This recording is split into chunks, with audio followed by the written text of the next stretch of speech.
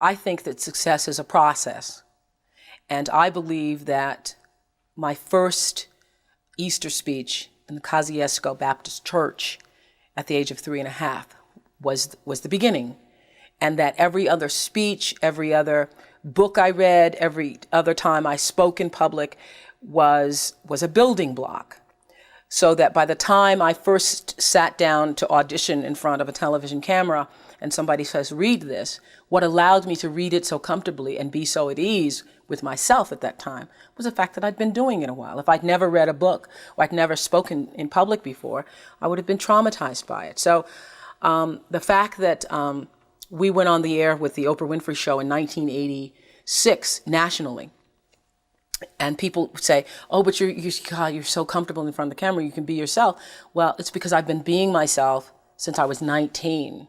And I would not have been able to be as comfortable with myself had I not made mistakes on the air and been allowed to make mistakes on the air and understand that it doesn't matter. There's no such thing to me as an embarrassing moment. No such thing. If I tripped and fell, if my bra strap showed, if my slip fell off, if I fell flat on my face, there's no such thing as an embarrassing moment because I know that there is not a moment that I could possibly experience on the air that somebody else hasn't already experienced. So when it happens, you say, oh, my slip fell off. And it's no big deal. I mean, like, I was on TV the other day and somebody says, oh, Oprah, you have a run. Have you not seen a run before in your life? Well, I get them too, let me tell you. So, I mean, I can't be embarrassed. I can't be embarrassed.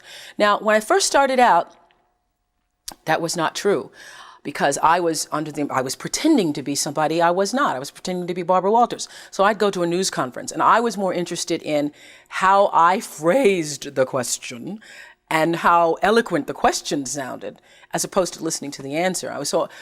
Which always happens when you're interested in impressing people instead of doing what you're supposed to be doing. And it took me a while. It took me messing up on the air during a live newscast.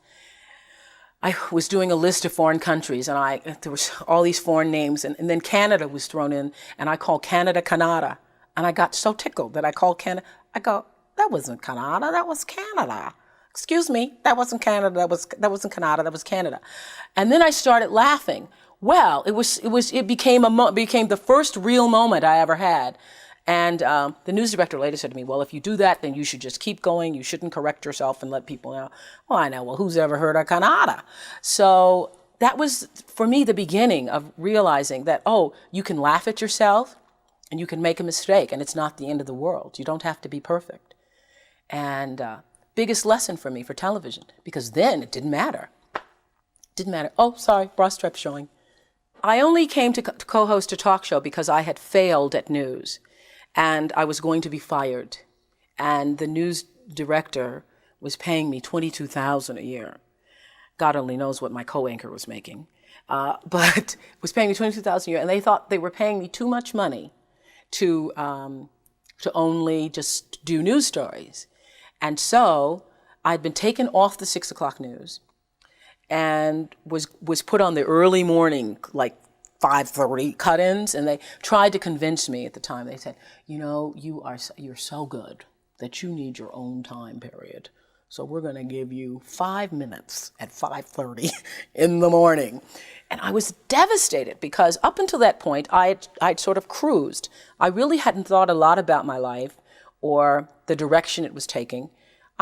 Because I'd happened into television, happened into radio, sort of happenstanced.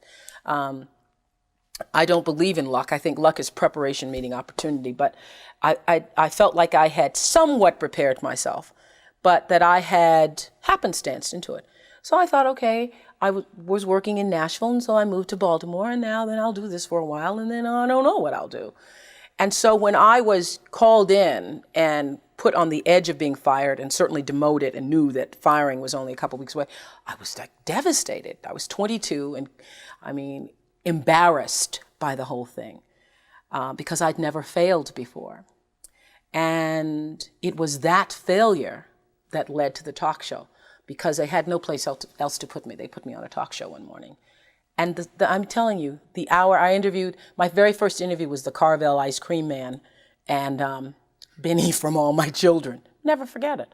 And I came off the air thinking, this is what I should have been doing, because it was like breathing to me, like breathing. You just talk. Be yourself is really what I've learned to do. And so from the very first day I did my very first talk show, I knew it. I knew it was the right thing to do.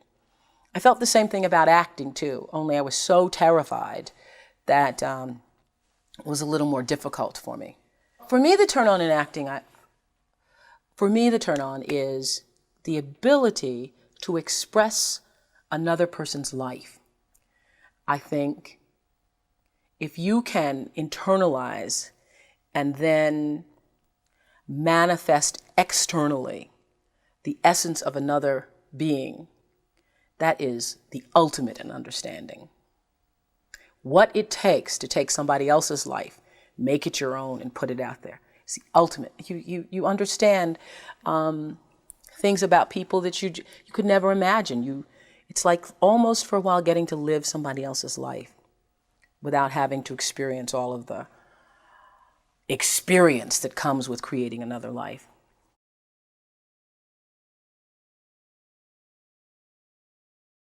Quincy Jones had, I would not even say an important role, I would say the role in my acting career. Quincy Jones discovered me. And it's so interesting to me because when I was working as a television newswoman in Baltimore, and really all I wanted to do was be an actress, but I was doing television, and I felt at the time, well, I can't quit this job because this is what everybody else wants to do. And if I quit this job, what am I going to do? And I was going to a speech coach at the time that the station had sent me to. The broadcasting school, they sent everybody to the same woman. And I was telling her, I really don't want to do this. What I really want to do is act. And she says, my dear, you don't want to act, because if you wanted to act, you'd be doing it. What you want to be, my dear, is a star. Because if you wanted to act, you'd be waiting tables in New York. And I thought, now why am I going to wait tables if I'm already working in TV? So I said, well, what I think is going to happen is I will be discovered, because I want it so badly. Somebody's going to have to discover me. And she said, you just dream. You dream, you're a dreamer. So when it happened, I called her up. I said, you will not believe this. I got discovered. And it really was a discovery. It's like one of those Lana Turner stories, only it wasn't a drugstore. He was in his hotel room, saw me on TV. It was unbelievable. So the interesting thing about that is that I truly believe that thoughts are the greatest vehicle to change power and success in the world. Everything begins with thoughts. I mean, the chairs that we're sitting in, the room that we're in, all started because somebody thought it. So I thought up The Color Purple for myself. I know this is going to sound strange to you. I read the book. I got so many copies of that book. I passed the book around to everybody I knew. If I was on the bus, I'd pass it out to people. And when I heard that there was going to be a movie, I started talking it up for myself. I didn't know Quincy Jones or Steven Spielberg or how on earth I would get in this movie. I'd never acted in my life, but I felt it so intensely that I had to be a part of that movie. I really do believe I created it for myself. I wanted it more than anything in the world and would have done anything to do it. Anything to do it. The most powerful scene in The Color Purple for me was a scene where Sophia walks through the cornfield and proclaims herself to Celie, defines and proclaims herself, where she says, all my life I had to fight. I had to fight my cousins, I had to fight my brothers, I had to fight my uncles, but I never thought I had to fight my own house. I did that scene in one take because it was the essence, I thought, of my life. And very liberating to live it through Sophia, because at the time that I spoke it, I wasn't there yet. Because what she is saying is, I've fought people all my life, and I'm not going to fight in my own house anymore, in my own space anymore. I'm going to have what I deserve. And it's taken me a while to get to where Sophia was, but it was so liberating. It was all, I think, a part of the process of growth for me to recognize it can be done.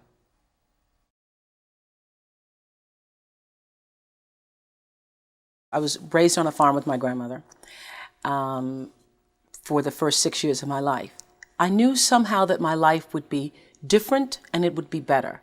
I never had a clear-cut vision of what it was I would be doing. I just always felt somehow. I remember absolutely physically feeling it at around 4 years old. I remember standing on the back porch. It was a screened-in porch, and my grandmother was boiling clothes because, you know, at that time we didn't have washing machines, and so people would, you know, physically boil clothes in a great big iron pot, and she was boiling clothes and poking them down. And I was watching her from the back porch, and I was 4 years old, and I remember thinking, my life won't be like this. My life won't be like this. It will be better. And it wasn't from a place of arrogance. It was just a place of knowing that things could be different from me somehow. I don't know what made me think that. I always wanted to be an actress for most of my adolescent and adult life. My father didn't want me to be, because his idea of what an actress was one of these, you know, lewd women, and how are you going to take care of your life? So I always wanted to be an actress, and have taken, I think, a roundabout way to get there, because I still don't feel fulfilled as an actress. I still feel like, okay, I own my own studio and all this, but I'm thinking, I did all of this just to be an actress. I just want to be able to act.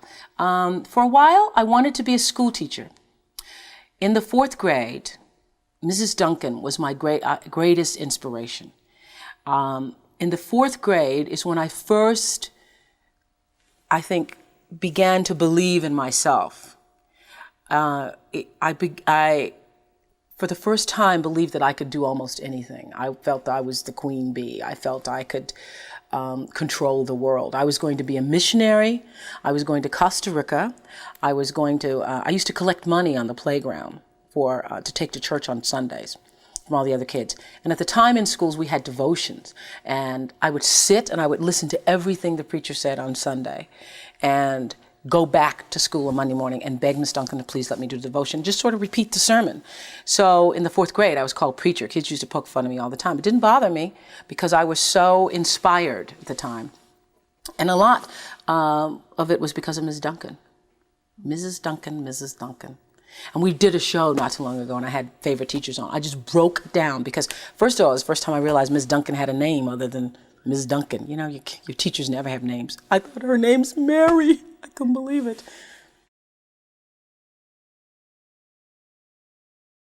Well, I was born, as I said, in rural Mississippi in 1954, and I was born at home. And there were not a lot of educated people around. And my name had been chosen from the Bible. My Aunt Ida had chosen the name, but nobody really knew how to spell it. So it went down as Orpah on my birth certificate, but people didn't know how to pronounce it. So they put the P before the R in every place else other than the birth certificate. So on the birth certificate, it is Orpah, but then it got translated to Oprah, and so here we are. But that's great, because Oprah spells Harpo backwards. I don't know what Orpah spells, so.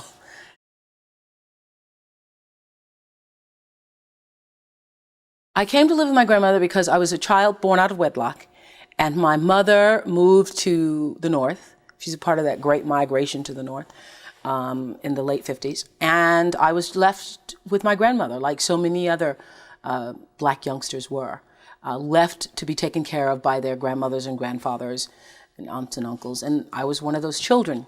It actually probably saved my life. It is the reason why I am where I am today, because my grandmother gave me the foundation for success that I was allowed to continue to build upon. My grandmother taught me to read, and that opened the door to all kinds of possibilities for me. And had I not been with my grandmother and been with my mother struggling in the north, you know, moving from apartment to apartment, I probably would not have had the foundation that I had.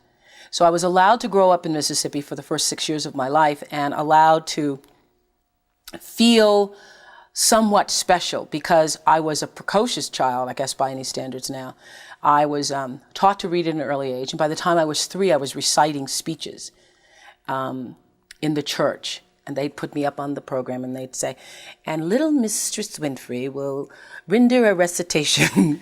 And I would do, Jesus rose on Easter Day. Hallelujah, hallelujah, all the angels did proclaim. And all the sisters sitting in the front row would fan themselves and turn to my grandmother and say, Hadame, this child is gifted. And I heard that enough that I started to believe it. Maybe I am. I didn't even know what gifted meant, but I just thought it meant I was special. And so anytime people came over, I'd recite. I'd recite Bible verses and poetry. By the time I was 7, I was doing Invictus by William Ernest Henley. Out of the night that covers me, black as a pit from pole to pole, I thank whatever gods there be for my unconquerable soul. And at the time I was saying, I didn't know what I was talking about, but I'd do all the motions, out of the night that covers me. And people would say, ooh, that child can speak. And so that's, whatever you do a lot of, you get good at doing it. And that's just about how this whole broadcasting career started for me. I was an orator for a long time. I've been an orator really basically all of my life, 3.5, and then coming up in the church speaking.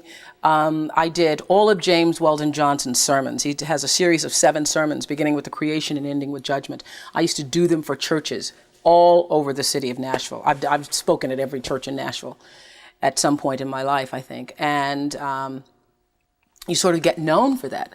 Other people were known for singing. I was known for talking. And by the time I entered college, what I really wanted to do was be an actress, but I got hired in television. And so I never was able to make any of the play rehearsals. Story of my life.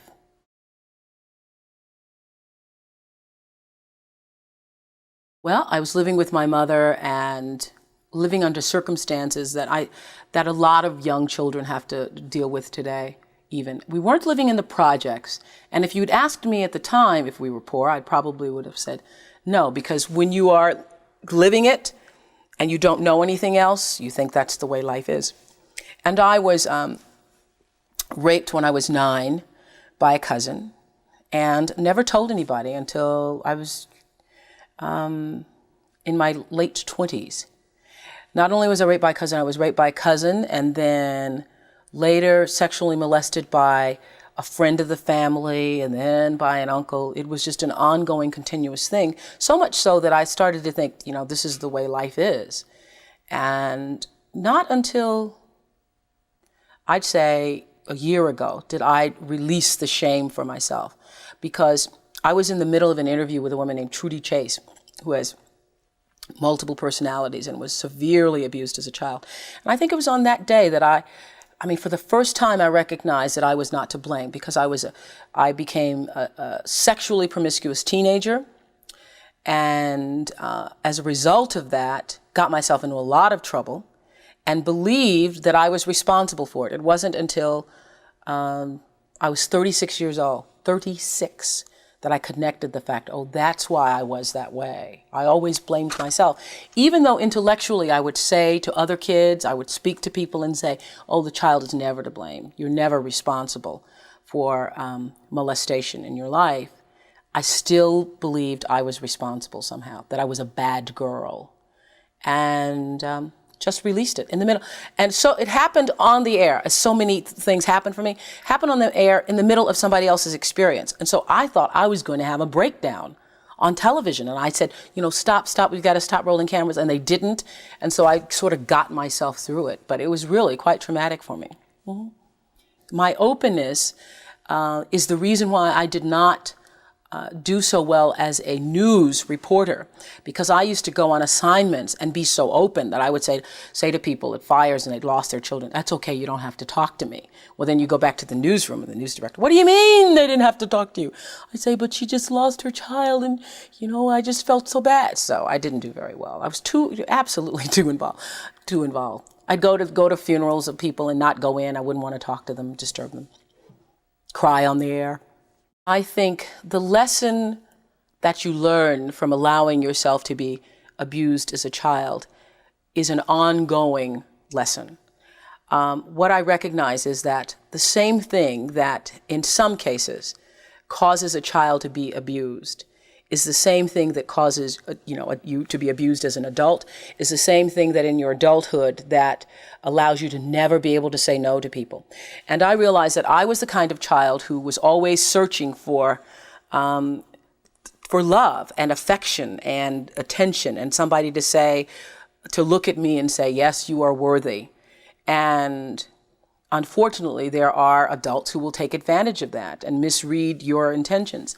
And just part of the process for me as an adult has been to come to recognize that my inability as an adult female to say no, I call it my disease to please as a female, is the same thing that caused me to be victimized as a child. Because many times I would get myself into situations as an adult where I didn't want to say no because I didn't want to hurt anybody's feelings. I didn't want to say no because I didn't want anybody angry with me. I didn't want to say no because I don't want people to think I'm not nice. And that to me has been the greatest lesson of my life, is to recognize that I am solely responsible for it, and not trying to please other people, not living my life to please other people, but doing what my heart says all the time. That's the biggest lesson for me. The other big lesson for me has been to learn, not only do you have the right to do whatever you want, you have the right to change your mind, which has gotten me into so much trouble in my life. Like I'd say, but I have to because I said I was going to do it. And then later you think about it and you realize I shouldn't be doing this, but I said I was going to do it and I don't want to make anybody upset. And it's taken me 37 years to figure that out, to get that straight. I think, oh my goodness, if I had learned this 20 years ago, all the time I could have saved. Look where I could have been. Look, and I don't know if men have this problem. I think men who are, for instance, abused sexually or physically, that it manifests outwardly in some way, that their anger and their rage takes on a different kind of direction. I think women, to a great extent, and I know many, many women who were sexually abused, internalize it and then allow themselves to abuse themselves later on in life. You just don't allow yourself to be all that you can be. Whereas a man will make it more external and will be angrier. I don't believe that anything happens without a reason. I don't believe it. And in order to believe that is the truth, you have to believe it in all circumstances. So I say, if you're going to take responsibility for your life, then you have to take it in all forms. I certainly wish that I had been the kind of child who told the first time. And so because I wasn't the kind of child who did that, a part of my mission in life now is to encourage every other child who's abused. You tell, and if they don't believe you, you keep telling. You tell everybody until somebody listens to you. And if nothing else, that's part of something good that came out of that experience for me. Because I don't want it to happen to another child. I don't want another child to be afraid of saying, this is what happened to me. The greatest thing about what I do for me is that I'm in a position to change people's lives. It is the most incredible platform for influence that you could imagine. And it's something that I hold in great esteem and take full responsibility for. I do every show in prayer, not down on my knees praying, but I do it in sort of before every show, a mental meditation in order to get the correct message across, because you're dealing with millions of people every day, and it's very easy for something to be misinterpreted. And so my intention is always, regardless of what the show is, whether it's about sibling rivalry or wife battering or children of divorce, for people to see within each show that you are responsible for your life, that although there may be tragedy in your life, there's always a possibility to triumph. It doesn't matter who you are, where you come from, and that the ability to triumph begins with you. Always, always. It's a glorious thing. I feel very blessed that as a kid, when I was growing up, and especially in the 3rd and 4th grade, I always wanted to be a minister and preach and be a missionary. And then for a while, after Miss Duncan's 4th grade class, I wanted to be a 4th grade teacher. And I think in many ways that I have been able to fulfill all of that.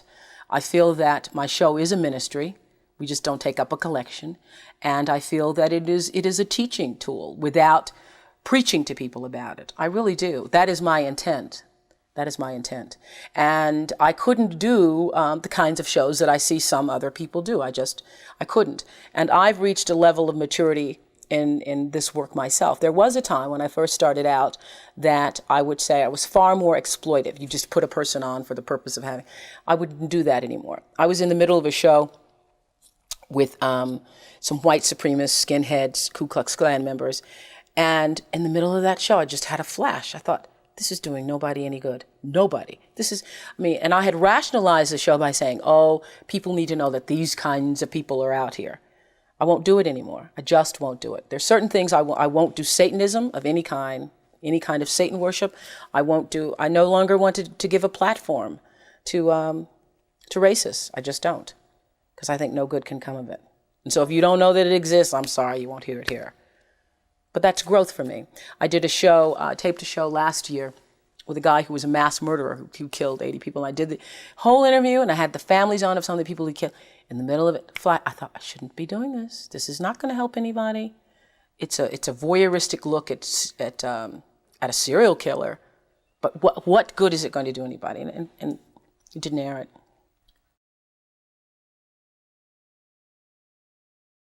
I loved books so much as a child. They were my outlet to the world.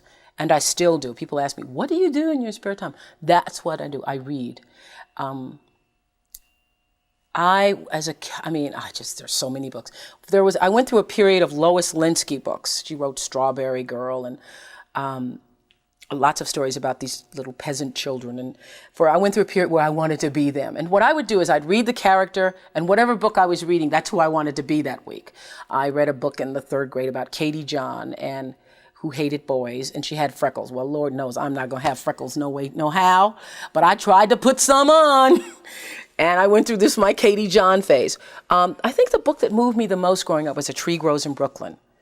Oh, and because I had a tree in my backyard too, so I identified with her. I just thought, well, this is my life. And then I discovered Maya Angelou's I Know Why the Caged Bird Sings.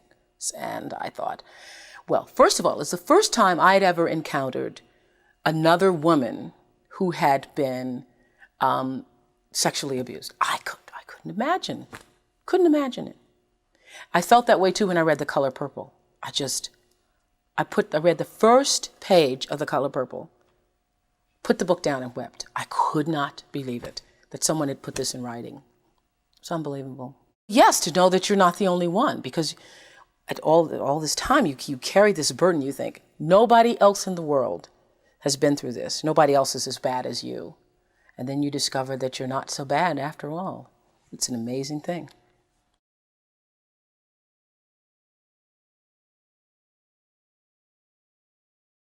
Very strict father, but I love him for it today. At the time, I thought I couldn't imagine any human being being so strict.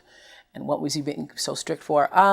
Yes, he was a big influence in my life, just very, not even as much strict as he was, had some concerns about me making the best of my life and would not accept anything less than what he felt was my best.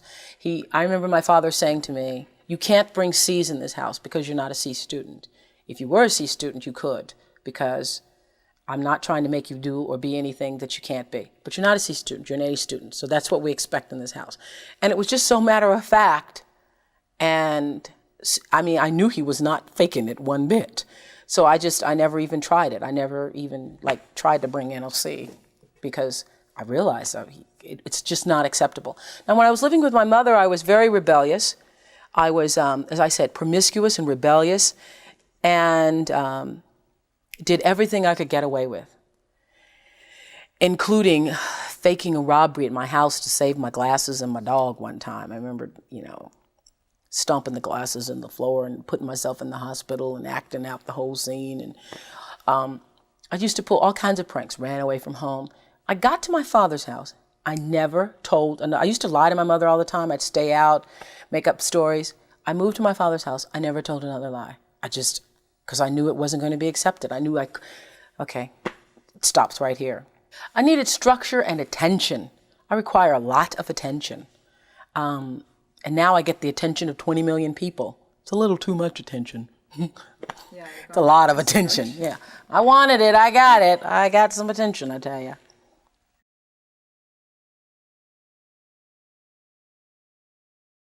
I got picked as 2 students in the state.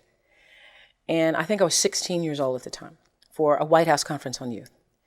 I was being interviewed by a local radio station. And a year later, I was 17 at this time, there was a contest being sponsored in town called the Misfire Prevention Contest. And the guy who'd interviewed me at the radio station, his name was John Heidelberg, remembered me. He just remembered that I'd given him a nice interview and I was a kid. And they needed a teenager. So he said, what about that girl that was here last year? Yes. And so I was all of a sudden representing this radio station in the Misfire Prevention Contest, where all you had to do was parade around in an evening gown, answer some questions about your life. You know, it was one of those little teeny tiny beauty pageants. Well, nobody expected me to win the pageant because we were still Negroes at the time. And I've been colored, Negro, black, now I'm African American. So we're still Negroes, and I was the only Negro in a pageant of all red-haired girls, and it's the Misfire Prevention Contest. So the Lord knows I'm not going to win. So I was very relaxed about it. I thought, well, I got a new gown, and this is great. So when it came time for the question and answer period, they asked, what would you do if you had $1 million? And one girl said, if I had $1 million, I'd buy my mom a fridge tire, my dad a truck. Someone else said they had $1 million, they'd buy their brother Bubba a motorcycle because he's always wanted one, and they'd give it to the poor. And I said, all totally relaxed because I'm not going to win anyway, if I had $1 million, I would be a spending fool. I'm not quite sure what I would spend it on, but I would spend and fool. Well, I ended up winning, and there was another question about what I would like to do with my life, my career. Well, everybody wanted to be a nurse or a teacher, and I made this big speech about broadcast journalism, mainly because I had seen Barbara Walters that morning on the Today Show. So I thought, no, see, what can I be? I can't be a nurse, can't be a teacher, because that's what they were. So I said I wanted to be a broadcast journalist, because I believed in the truth, was interested in proclaiming the truth to the world. And I won the contest. Well, what a shock Negro me. And that was the beginning of my broadcasting career, because when I went back to the radio station to pick up my Longines watch and my digital clock, they asked me would I like to hear my voice on tape. They said, would you like to hear your voice on tape? Just sort of as a little treat for me. Come here, let's listen to your voice. And I started to read. Now, I've been reading since I was 3. They couldn't believe how well I read, and I was hired there.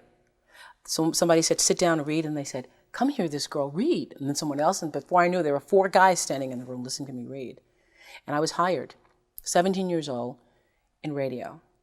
At the time, I was still a senior, so I had to only work after school. So I'd finish, get there by 3:30, and I'd do on-the-air newscasts. Well, all my friends just hated me, because they're cutting grass. And my sophomore year in college, someone heard me on the radio and said, we heard you on the radio, would you be interested in working in television? And I turned them down 3 times. And the 3rd time, I had a college professor, I said, they keep calling me to be on television. And I know if I do television, I'll never finish school. So he said, don't you know that's why people go to school, so that somebody can keep calling them, you nitwit. So I went and I interviewed for the job, and Chris Clark gave me the job. I interviewed for the job in television. I've never even been behind the scenes of television. I was 19 at the time, so I decided to pretend to be Barbara Walters, because that's how I'd gotten into this in the first place. So I sat there pretending with Barbara in my head, did everything I thought she would do, and I was hired. It was amazing. As a matter of fact, it was because of the riots of the 70s that I think they were looking for minorities. They were trying to fulfill all of their quotas and programs. And so I was hired as a token and had to take the heat from my college classmates. I went to an all-black college with them calling me a token. And I used to say, yeah, but I'm a paid token. And I recognized that, and at the time I didn't even know it was a pun. I was thinking, yeah, but they pay me. And I was very defensive about it, because I've always had to live with the notion of other black people saying, oh, for any amount of success that you achieve, they say, oh, you're trying to be white, you're trying to talk white, you're trying to be white, and so forth. which is such a ridiculous notion to me. Since you look in the mirror every morning and you're black, there's a black face in your reflection. So I, had to live with that whole thing of, trying to, and it was very uncomfortable for me at first, because when I first started as a broadcaster, I was 19, very insecure, thrown into television, pretending to be Barbara Walters, looking nothing like her, and still going to college. So I do all my classes in the morning from 8 to 1, and then in the afternoon I worked from 2 to 10 and did the 6 o'clock news. And would stay up and study and all that stuff, until 1, 2, or 3 o'clock in the morning, and then just start the routine all over again. And my classmates were so jealous of me that I remember taking my little $115 paycheck, and at the time I thought it was really a lot, but taking $115 and trying to appease them. I would always, anytime anybody needed money, I was always offering, oh, you need $10, or taking them out for pizza, ordering pizza for the class and things like that. That whole disease to please, that's where it was the worst for me, I think, because I wanted to be accepted by them and could not be, because first of all, I didn't have the time. They wanted me to pledge, and I didn't have the time to pledge. I didn't have the time to be a part of all the other college activities or a part of that whole lifestyle. And it was very difficult for me socially, really one of the worst times of my life, because I was trying to fit in school and be a part of that culture, but also trying to build a career in television.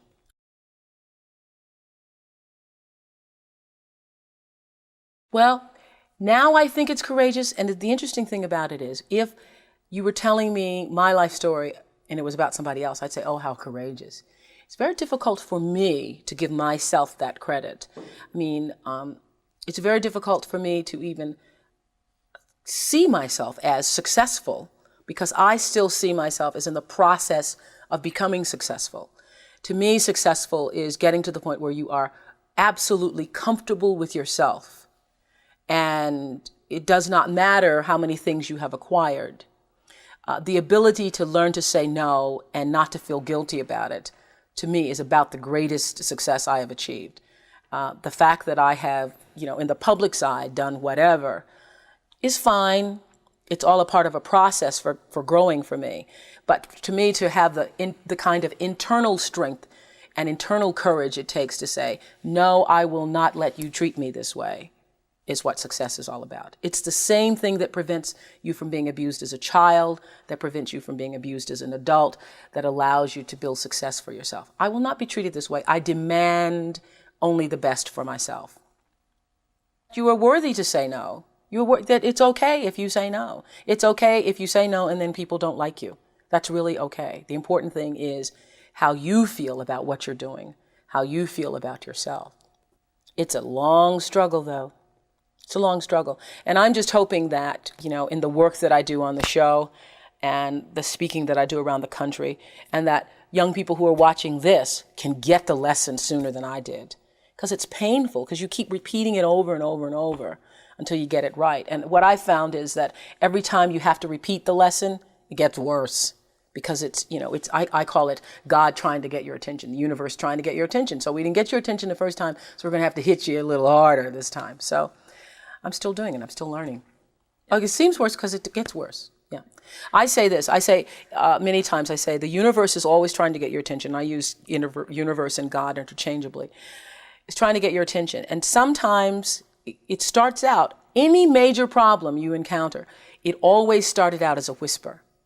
By the time it gets to be a storm, you've had a pebble knock you upside the head, you've had a brick wall, you've had the house to fall down, and before you know it, you're in the eye of the storm. But long before you're in the eye of the storm, you've had many warnings, like little clues. So now my goal in life is to not to have to hit the eye of the storm, is to catch it in a whisper, to get it the first time. And getting it comes from understanding I think the one thing that has allowed me to certainly achieve both material success and spiritual success is the ability to listen to my instinct. I call it my inner voice. It doesn't matter what you call it, nature, instinct, higher power. But the ability to understand the difference between what your heart is saying and what your head is saying. I now always go with the heart. Even when my head is saying, oh, but this is the rational thing. This is really what you should do. I always go with that little feeling, the feeling. I am where I am today because I have allowed myself to listen to my feelings.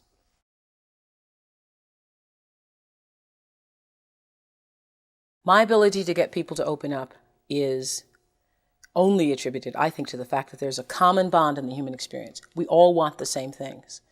And I know that. I really do know that I am no different than anybody else. Now, one of my greatest struggles in life has been to come to recognize that I am as worthy as the next guy.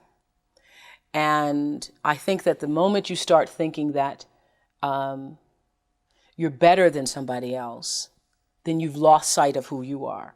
Because the truth of the matter is, we're all the same. And I know that. I really know that. And I think people sense that. And so people, I'm telling you, I don't see myself certainly as a celebrity, as a star, because people are so familiar with me. It's not like with other celebrities. I see people react to other people, and it's not like it is to me. People say, "Hey, Oprah, come on over here and sit down." Every day at the end of the show, they say, "You want to go to lunch? You want to come to my house? We're fixing so-and-so for dinner." I mean, it's just, if I'm sitting out at a restaurant, people come up and they sit down, they bring their children. It's just very familiar. And I think that the ability to, the reason why people open up so much on my show is because I open up. They feel comfortable doing it. And they know that I am not going to ridicule them. I want everybody on the show, even if I disagree with you, to leave with a sense of dignity, to maintain their own dignity. You know, and a lot of people, like critics, for instance, don't get it. There's some people who, who criticize the show. Now, I take criticism very seriously.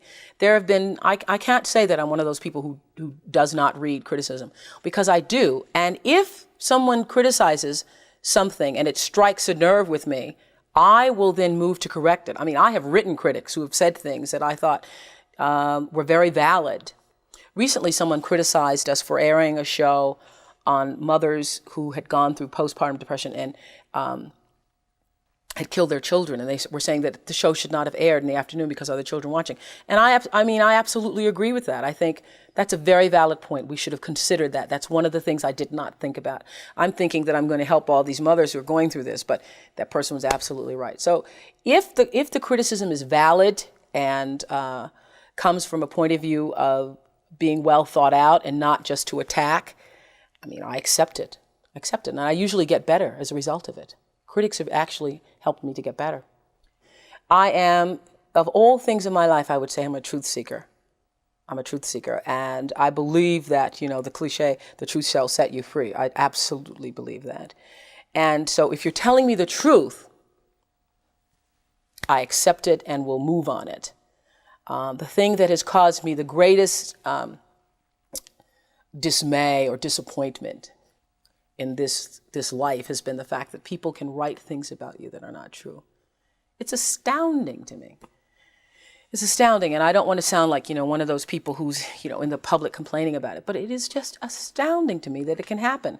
And had it not happened to me, I would not believe somebody else complaining about it. I'd say, well, some of it has to be true. And that is, it's really my only gripe about being who I am right now, is that people can say things and print them, and they're not true, that you can just sit up and make up stories. It goes against everything I believe in, because I really don't care what you print about me if it's the truth.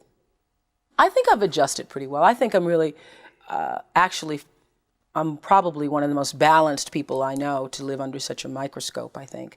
And I think that you have to put it all in perspective and understand who you really are. And who I really am is not some person who's, just on television every day. That is something that I do. And what I think is important is for people to not to look at my life or anybody else's life, particularly celebrities, because I think adoration is unhealthy. And, when you look at the list of people that students choose to admire in this country, I think that there's so many people who do such incredible things. Incredible things. I was, last year met the guy who split the neutrons in two, and they do things you think, my God, they do things to atoms that you can't even pronounce. And I think, well, wouldn't it be wonderful if those kinds of people got publicity? Wouldn't it be wonderful if we paid attention to some of the more humanitarian things that are going on, things that are really of value. I think just because you can do a video and you can dance really well, or you can sit on a talk show and you can talk to people, that is not necessarily to be held in the highest of esteem, because that isn't what makes life meaningful. It really is not.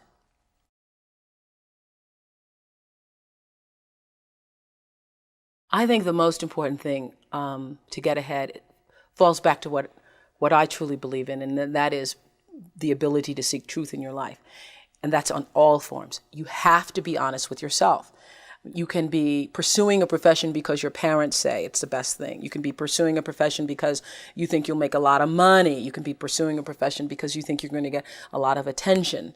None of that will do you any good if you're not being honest with yourself. And the honesty comes from your natural born instinct will tell you when you're doing something whether or not this feels right. You feel a sense of accomplishment and fulfillment and worthiness to the world in such a way that you know you're doing the right thing. You don't have to ask anybody. When you're doing the right thing, you don't have to say, you think this is okay?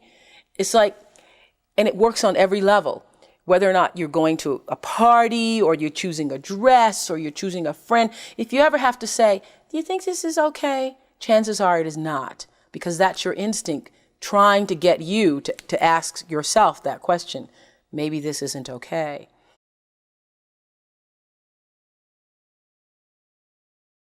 I feel that luck is preparation meeting opportunity, because the reason I feel so strongly about that, and it's not just a saying for me, I was hired in television in 1973, right after the riots of 71, 72. And other black and female people were hired at the same time. People accused me of being a token at the time. It didn't really bother me because I realized that I was going to stay there. Once I got there, I realized nobody's getting me out of here. This is not just a phase for me.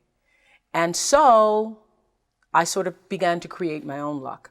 I said I knew how to edit when I didn't. I said I knew how to report on stories. I went to my first city council meeting. I wasn't quite sure of what to do, but I had told the news director that I did. So then what you have to do is be willing to admit that you know nothing.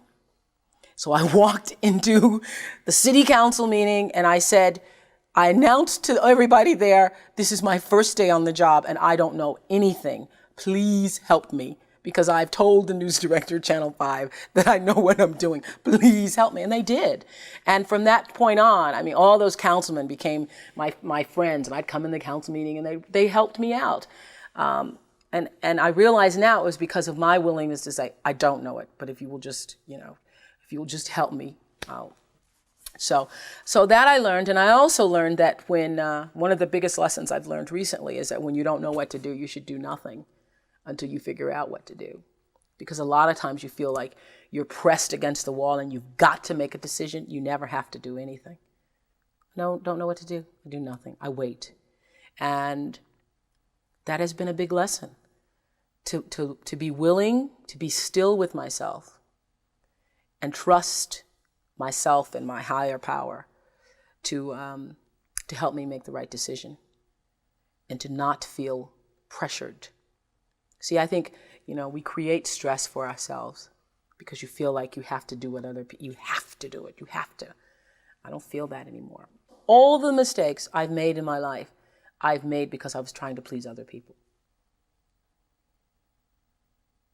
Every one of them. There's not one that I've made because I did something because I really wanted to do this for myself. Every mistake I've ever made is because I went outside of myself to do something for somebody else that I should not have, to please them, just for the purpose of pleasing them. Not good.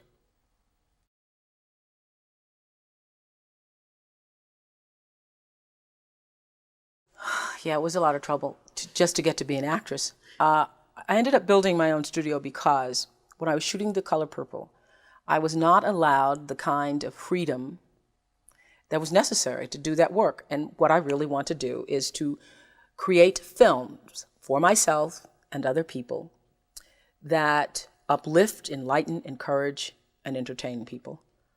And in order to do that, I need time. So I was working under a situation where I only had so much time to do it. So when the studio became available, as I say, to me, success is a process.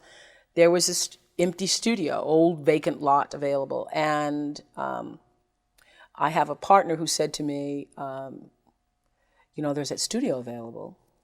And if you take over your own show, well, it had never occurred to me that that could happen. The studio came to be as a roundabout way for me to get to be an actress. I've been trying to be one since I was 3.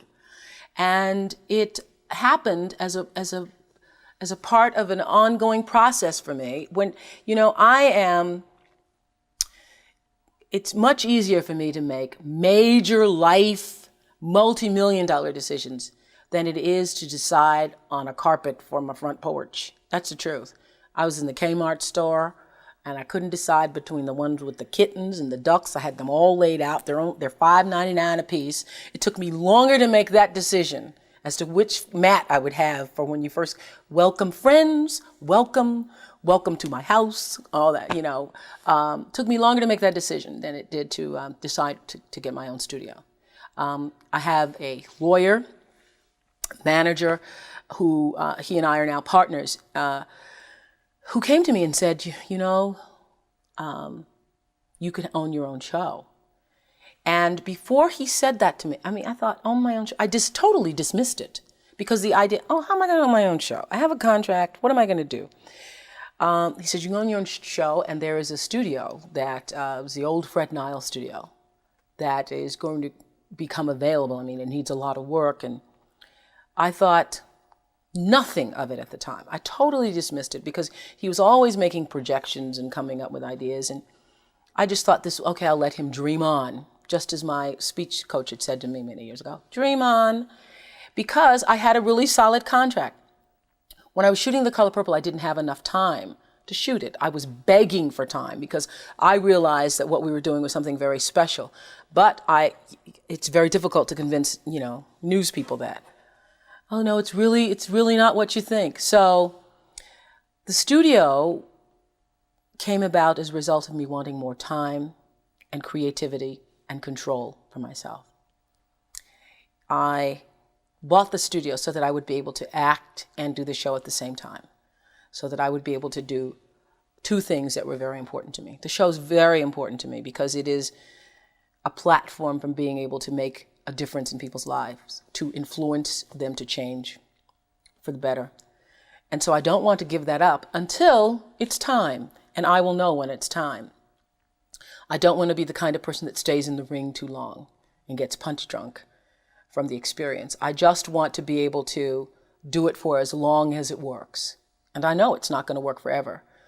And for as long as I can be of influence and make a difference, then that's what I want to do. But I also want to act because I think that being able to create work that, for one, puts the Black cultural experience on screen. That's very important to me. I've been Black, I've been female all my life. That's the only thing I know. So I know that experience. I love being a woman, and I love being a Black woman. I read mostly female literature because, I just find like I'm drawn to it. If I'm in a bookstore, I'm just sort of like kind of drawn to the women writers because that's what I know. And so I want to be able to put that on screen. I want to be able to do work that encourages, enlightens, uplifts, and entertains people.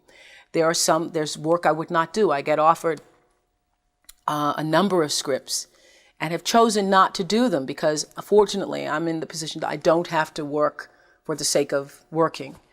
To me, it's far more important to the process of the work is far more important to me in many cases than the end result.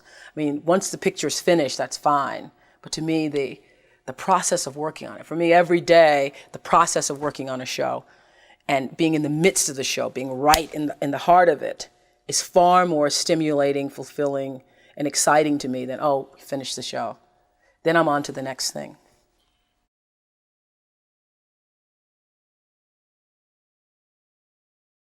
That's so interesting to me because I read that too. And I read that and I think, well, what does this mean? It was so interesting. Like one day I was on the Forbes list and somebody said, I saw you on the Forbes list. And it was like, it just was another thing that had happened. It wasn't like, oh my God, I made the Forbes list. What I find though is once you make it, there's a competitive streak in you. Because now I go, well, where was I on the list? So first I didn't care about making it. Now I want to. I remember calling up Bill Cosby saying, could you loan me some money so I could be number 5? Because I got beat out by New Kids on the Block. Could you please give me a few? But other than that, it doesn't register. It is very difficult for me to see myself as other people see me. It's very difficult. I don't know what that means. I don't know what being Oprah Winfrey means to other people from the outside. Because I still feel the same. I really do. I feel the same as I did when I was 22 and struggling. I still, because it's the struggle has taken on a different form for me. The struggle is more of an inner self struggle, trying to find the truth for myself now than it is trying to get enough money to pay my light bill. And so actually it was easier trying to find enough money to pay my light bill than discovering what the truth of your life is all about. And so what other people view as successful is not what my idea of success is. And I don't mean to belittle it at all. I think it's really nice to be able to have nice things. What material success does is provide you with the ability, I think, to concentrate on other things that really matter. And that is being able to make a difference, not only in your own life, but in other people's lives. That's really all it's good for. It's because you no longer have to focus your attention on how you're going to pay your car note and whether or not you're going to sign your last name so that when the check gets there, they can send it back to you. You can say, oh, forgot to sign it. You don't have to play those games anymore. So you really have the time and the attention to focus on other things. And the big question for me in my life is now that I have achieved some material success is what do I do with it? How do I use this to make a difference? For me, education is about the most important thing because that is what liberated me. Education is what liberated me. The ability to read saved my life. I would have been an entirely different person had I not been taught to read when I was at an early age. My entire life experience, my ability to believe in myself, and even in my darkest moments of sexual abuse and being physically abused and so forth, I knew there was another way. I knew there was a way out. I knew there was another kind of life because I'd read about it. I knew there were other places and there was another way of being. And so it saved my life. So that's why I now focus my attention on trying to do the same thing for other people, education. I don't think you ever stop giving. I really don't. I think it's an ongoing process. And it's not just about being able to write a check. It's being able to touch somebody's life in such a way that Mrs. Duncan touched mine. It's being able to make a child see the light in him or herself, making someone else see that for themselves. I know that if I didn't have the money, listening to somebody who had it, I'd probably not believe them, because you can't believe it. Because if you don't have money and you're just trying to make ends meet, you think if you just could make ends meet, that would make everything all right for you. What I know is that if you do work that you love and work that fulfills you, the rest will come. And that I truly believe that the reason I've been able to be so financially successful is because my focus has never, ever for 1 minute been money. And the fact that the money has come has really surprised me. I've been just really surprised and delighted and very pleased and many times overwhelmed by it. But the money has never been the focus.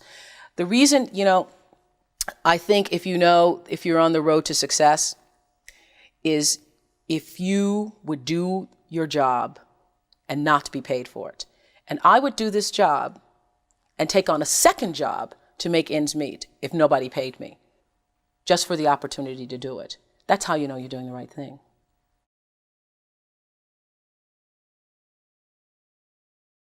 I have people that I trust, and one of the things that, if I may pat myself on the back for, is that I try to surround myself with people who are smarter than I am. I think that the ability to be as good as you can be comes from understanding who you are and what you can and cannot do.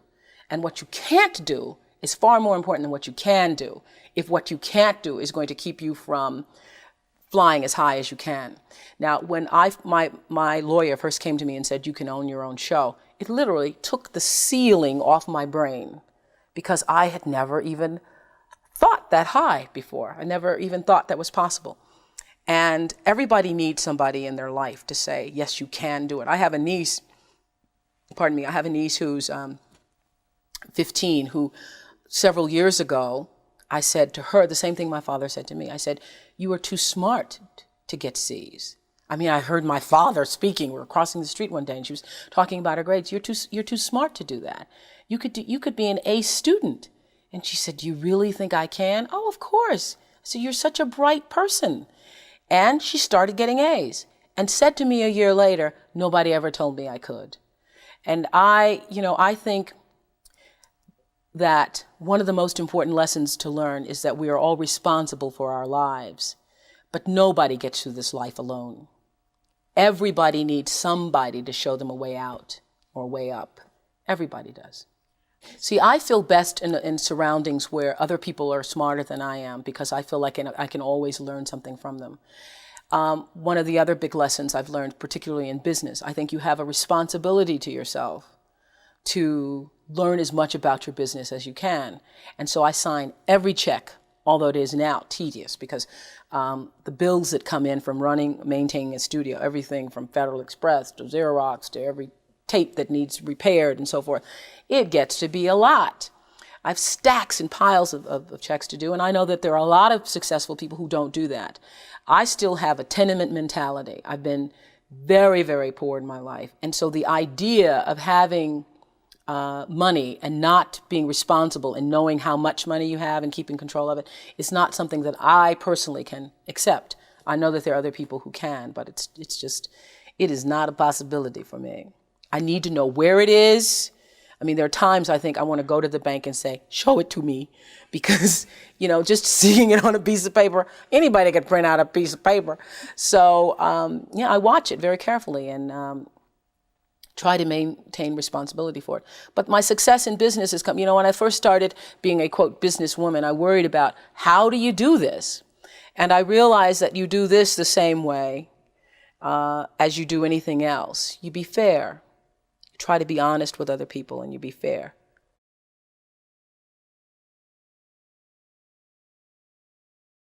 14-hour days, 15. 12-hour. A 12-hour day is a 12-hour day is a short day for me. I feel like after a 12-hour day, what am I going to do with the rest of my day? I get home, I don't know what to do with myself, because I have all of this time left over. I don't know what to do. So I feel most comfortable working 14 to 16 hours, because then at least I can go home. Usually I take a bubble bath. I love bubbles. Now that's the one big luxury I've given myself, is that now that I've attained some material success, I will use an entire half a bottle of bubble bath at one time. Really extravagant. And I'm really particular about the kind of bubbles too. Like, I don't want the kind that drip down off of your arm, poor quality bubbles. I like the kind that cover your arm and the bubbles stay. So I'll go home and take a bubble bath, and usually get in bed with a pile of books. Pile of books, papers, magazines. I have to read a lot for the show. Most of the show's questions, though, come from my own natural whatever I want to know about a particular subject. And I find I'm best in situations where I just go right off the top of my head. I ask what I want to know. And that's what being in television for a long time, I think, and also getting comfortable with yourself allows you to do. Because if you make a mistake, you make a mistake. It's okay to make a mistake.